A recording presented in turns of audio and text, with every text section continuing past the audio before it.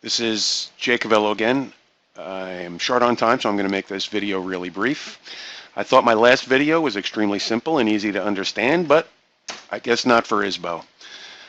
He managed to watch it, make a PowerPoint presentation out of it, to put it on a screen, to poke fun of it. The only thing he wasn't able to do was understand it. I'm guessing the concept of belief was too difficult for him to visualize. So like some preschool book, I'm going to have to resort to pictures so that he may be able to understand this very simple concept.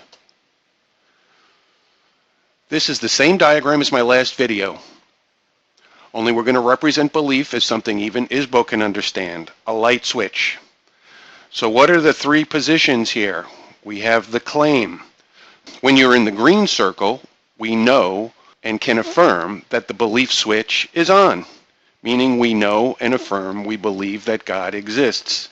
The counterclaim, when you're in the red circle, we know and affirm that the belief switch is off, meaning we know and affirm that we believe that God does not exist.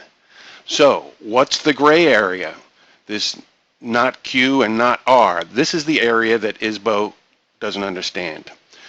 So, let's take a look at the claim. The claim is, if we are in Q, we know that the switch is on. And surely, if we test the wire coming from the green circle, we will find the belief switch to be on.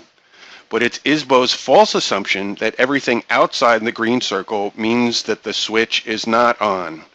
That is not the case. Everything outside the circle is nothing more than the switch is not known or affirmed to be on.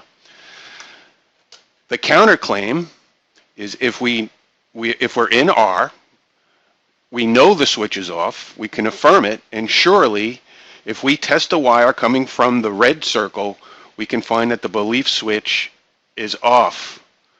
Similarly, we cannot assume that everything outside of the red circle would mean that the switch is known and affirmed to be not off.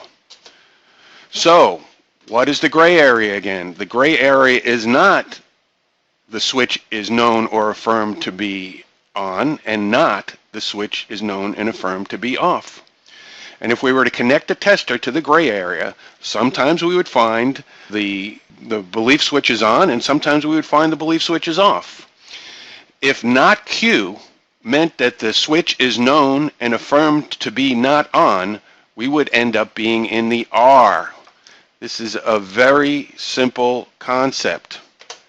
So in conclusion, you cannot assume when somebody is in the not Q and the not R that the belief switch is off, because if you do, you're in for the shock of your life.